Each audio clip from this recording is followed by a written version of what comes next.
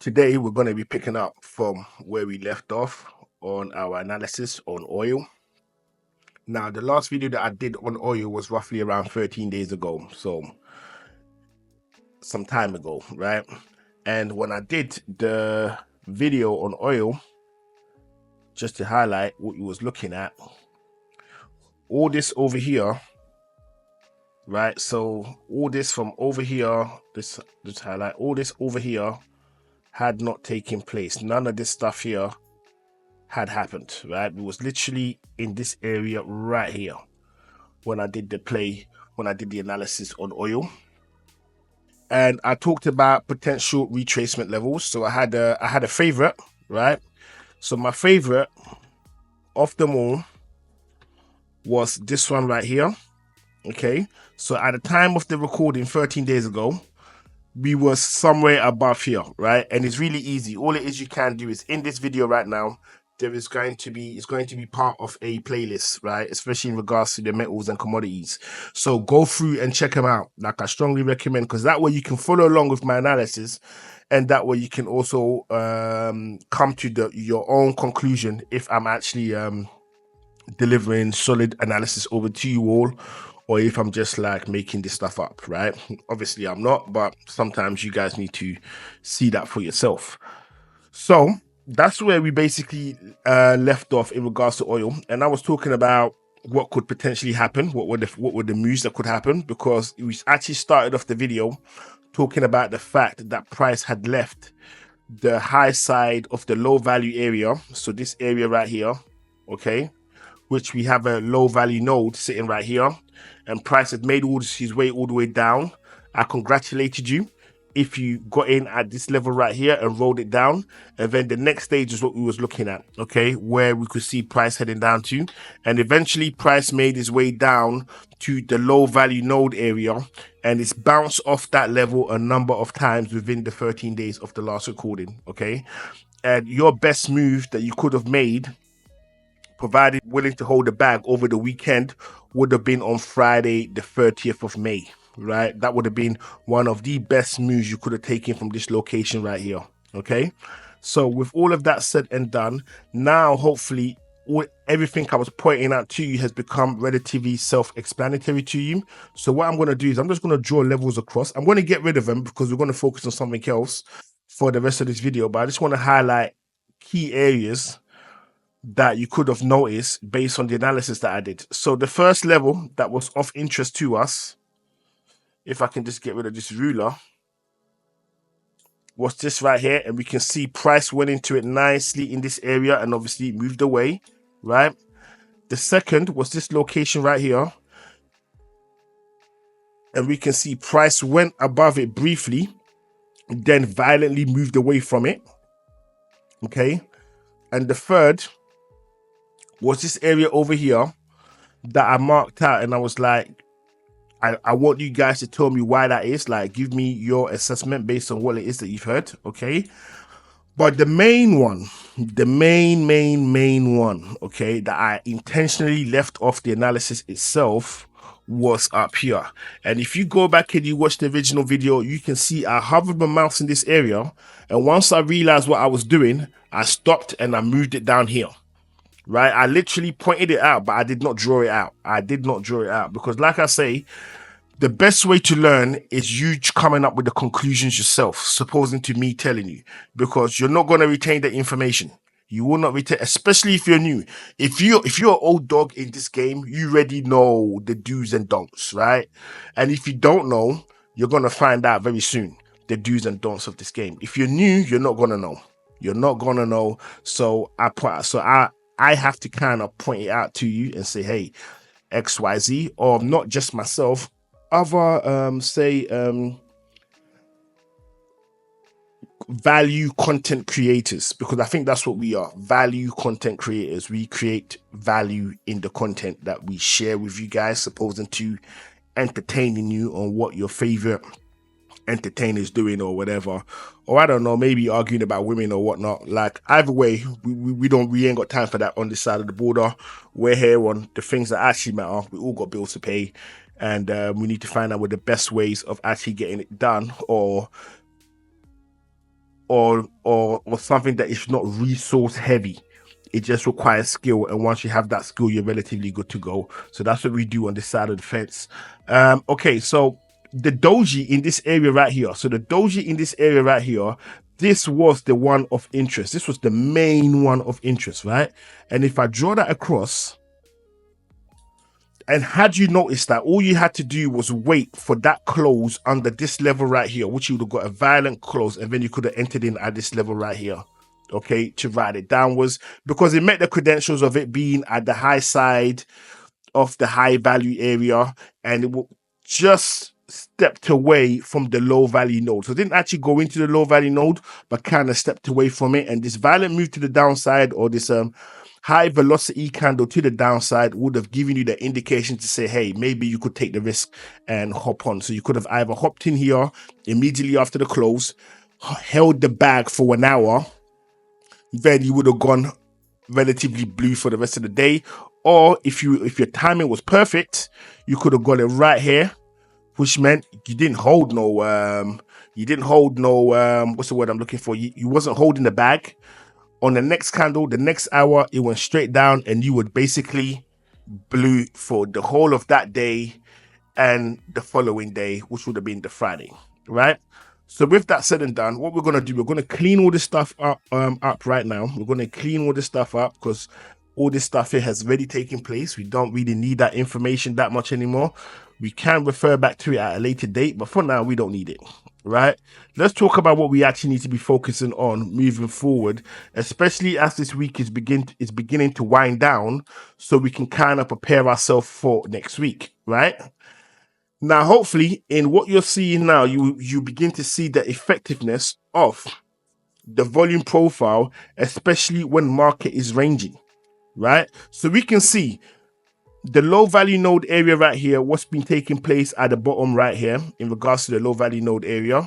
And we can see the low value node area up here as well on the high side of the volume profile, what has been taking place there as well, okay? And we can kind of see where price is at right now, okay? So the most logicalest move right now, based on what price is currently doing, would be to lock in sales. Now, I'm not telling you to lock in a sell because, once again, I am not a financial advisor giving you financial advice. Everything you do is on you, and you assume the risk as well as you assume the profits as well. I'm just a guide, right? I am just a guide. I don't know it all. I do make mistakes, but I enjoy making mistakes. Why? Because I learn from them. I learn from them. I don't look at them as a bad thing. I look at it as a better way of doing things in the future. So, with that said and done, right? With that said and done, we can clearly see that price is now moving away from the high side of the high value area, which is this area right here. Okay, so based on that, this is how I would treat the market today if I was going to be putting in a trade. Based on where market is right now, in all fairness, I would be looking for sales. I may be right, I could be wrong, but that's what I'll be doing. I'll be looking for sales. And with where market currently is right now, okay, it makes sense for me to be looking for sales. Why? Because price is kind of moving away from it. And if I want to be really, really, really careful and say, hey, I'm looking for the best possible situation before I jump in, right? I will just do something like this, something along the lines of this, right?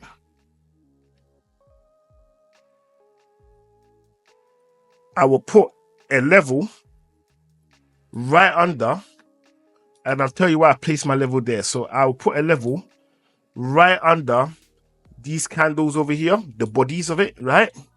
That would be my support that I need broken, right? And I want that support level broken. Obviously, there is a number of wicks, but I would want to close a candle to actually close below that level. Why I chose this level, right, as an important level, is because most of the candles, so the candles in this area right here and all the candles in this area right here, don't close below it. This is the closest that we've gotten to a close on that level itself. This is why this particular level, using this as a guide, this is why I think it's most important. So now, looking at this candle that we can see right here in this area, you can see is pointing downwards, so it looks like he wants to go down, right? So what I would do is something along the lines of this, right? On the 1 hour, I would wait for a proper close below this level right here. Below this level right here. And like I said, I would be looking for a sell, right? Whether I'm right or wrong, this is the game that we play, and that's what I'll be looking for. And the level in question will be 62.44, right? Now, with that locked in, what is my profit potential? My profit potential to the downside, if I am successful in getting this, right, it would be 233 pips to the downside, right? Why am I targeting the low value node area instead of going all the way down to the border of the low side of the high value area? Well, it's simple. Price for the last couple of days tends to come into this region. Okay, even if it doesn't come all the way in, it comes close. So we already know, okay, based on what is taking place in this area right now, how we would need to treat our trailing stop if you're a trader that uses trailing stop. I use trailing stops, right? So what I would normally do is once price closes below this level and I enter in with my sell, right, and I get a close under the point of control, right, which is this level right here, right, the intermittent red line, right, or horizontal intermittent red level right here, this right here, right, if I can just draw this straight, right, is I would then bring in my trailing stop. So I would know I have all this secured as locked in profit, bearing in mind today is Thursday, so there's only so much we can do, right? And then I'll wait to see if he actually makes his way down and hits my TP. And if it does, fantastic. That is 233 pips locked in, right? So that's how I would play it, right? On the flip side, if price closes, so if price pushes up and closes above this level right here, which would be, if I can just get it up, which would be 63.02, okay, I would leave it alone. Because it's heading into this area right here, okay, and I need price to close. Basically, when it comes to oil, I need a huge jump in oil, basically. I would need price to close above this level right here, okay, before I consider taking buys to the upside. Now, the probability of that happening is incredibly low. The reason why I say that, looking at the state of the world, no nation anywhere on this planet, apart from the one selling oil, want oil at the price of $72, and it will be met with serious resistance. United States doesn't want to be purchasing oil, right, above $71, right? United Kingdom, Europe, none of them want to be purchasing oil above $71, right? They'd rather it was as low as possible. So based off that, I'm expecting price to remain comfortably below $65 per barrel. And I think that's what we're going to get. And I think that's how it's going to be for the foreseeable future, at least, unless something really serious takes place on the international stage, at which point we can expect the price of oil to go up even higher. So with all of that said and done, if you have stayed with the channel up until now, or stayed with this content up until now, you owe me a subscribe, because once again, I've gone above and beyond to deliver the best possible analysis I can so that it can assist you in getting to the bag, right? Because that's my goal, is to help myself as well as to help you, right? So all you've got to do now is hit that subscribe button, turn on the notification, and drop us a like. Why? Whenever I drop a video, you'd be one of the first to see it. And obviously you've seen the style of what it is that I'm sharing with you all, so you know it makes sense to be tapped in. At least just hear me out at the bare minimum. Just hear what I have to say, and then once you've heard it, then you can decide if it makes sense or if it doesn't. But based on my track record as to what I've been delivering, and if you go through the playlist of the videos, because I'm now putting everything together in the form of a playlist, right? So what you can do is just follow along with what I've been saying week in, week out on various asset classes, right? And then see how it actually transpires in real life. Were my calls correct? Were my calls incorrect? Were my calls close? Were they not close? Or was I just talking just woo-woo, right? Either way, you're going to come to that conclusion yourself. And that's what I prefer. That's what I want, right? So do these things. That would be greatly appreciated. Hit the subscribe, turn on the notification, drop us a like. And I'm hoping to see you all on the next one.